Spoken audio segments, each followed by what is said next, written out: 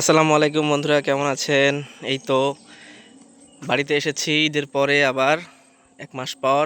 এই তো আমার বাড়ির ঘেরার ভিতরের যে অবস্থা সেইটা দেখাবো। প্রতিবারই দেখাই, এইবারও বা বাদ যাবে কেন?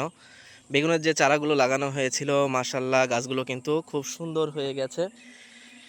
দেখতেই পাচ্ছেন সবগুলো গাছই কিন্তু খুব সুন্দরভাবে বেড়ে উঠেছে এবং সুন্দরভাবে সারিবদ্ধভাবে চর্চা করা হয়েছে, পরিচর্যা করা হয়েছে, যার কারণে কিন্তু আরও দ্রুত বেড়ে উঠছে গাছগুলো। আশা করি খুব শীঘ্রই এই গাছগুলোতে ফল বলতে আর কি সবজি আসা শুরু করবে, মানে বেগুন আসা শুরু করবে। এই যে এইখানটাতে আমি দেখতে পাচ্ছি অলরেডি এই যে ফুল এসেছে। বাড়িতে শুনলাম যে একটা বেগুনও নাকি ধরেছিল, খাওয়া হয়েছে। আর এটা হচ্ছে পুরনো গাছ, পুরনো গাছে কিন্তু এই যে বেগুন, মাশাল্লাহ সুন্দর একটি বেগুন ধরে আছে। আমি এটা উঠিয়ে নেব একটু, যেহেতু চোখে পড়লো একটু উঠাই। এই তো, এই তো মাশাল্লাহ অনেক সুন্দর, একদম টাটকা, কোনো রকম কোনো কীটনাশক দেওয়া নেই, সতেজ একদম সবজি। এখানে লাল শাকের কিছু গাছ রয়েছে, সেগুলো বীজ হয়ে গেছে। এই যে লাল শাকের বীজ কিন্তু এভাবে হয়, এই যে এগুলো তো কিন্তু বীজ হয়ে গেছে, এখান থেকে কিন্তু লাল শাক কিন্তু আবার বপন করা যাবে। এদিকে ঢেঁড়সের গাছ রয়েছে, কিছু হলুদ রয়েছে, আম লিচুর গাছ তো রয়েছেই। আর এই পাশটাতে আমার সেই লেবুর গাছ, যেটা আমি বারবারই দেখাই আপনাদের, আমার হাতে লাগানো দেশি কাগজি লেবুর গাছ, খুবই সুন্দর। আমি একটার থেকে অনেকগুলো কলম করেছি গাছটাতে এবং মাশাল্লাহ খুবই ভালো পরিমাণে এই লেবুগুলো ধরে।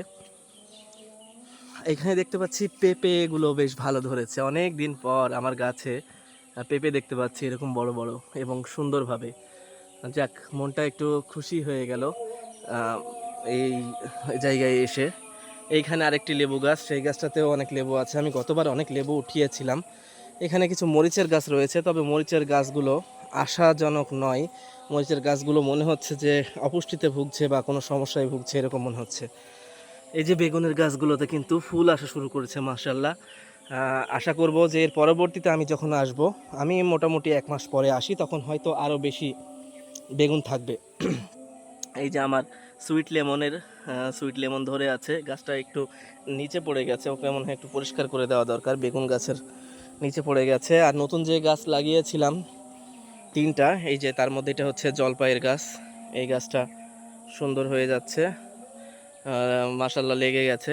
এটা তো বলেছিলাম তেজপাতা নাকি দারচিনির গাছ, আমি বুঝি না, আমাকে দারচিনি বলে দেওয়া, কিন্তু তেজপাতার মতো লাগে, দারচিনির মতো লাগে, আমি আসলে জানি না এই গাছটা কি গাছ বা কীভাবে কি হবে, কোনো ফল ফুল দেখি না। এটা কামরাঙার গাছ, কামরাঙার গাছটাও হয়ে গেছে, লেগে গেছে, হয়ে যাবে আশা করি। একটা কদবেল লাগিয়েছিলাম, কিন্তু গাছটা আমি চোখে দেখছি না, কদবেলের গাছটা হয়নি নাকি নাকি কোথাও উঠিয়ে লাগানো হয়েছে পরবর্তীতে, সেটা আমি বুঝতে পারছি না। তবে এমনিতে মোটামুটি সবগুলো গাছই কিন্তু খুব সুন্দর আছে। আশা করি কদবেলের গাছটা হয়তো ছোট কোনো জায়গায় আছে।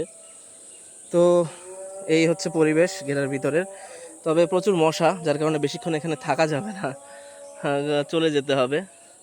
তো ঠিক আছে, ভালো থাকবেন, পরবর্তীতে আসলে আর একটু ভালোভাবে দেখাবো। সময় স্বল্পতার কারণে এবার ভালো মতো দেখাতে পারলাম না। আল্লাহ হাফেজ।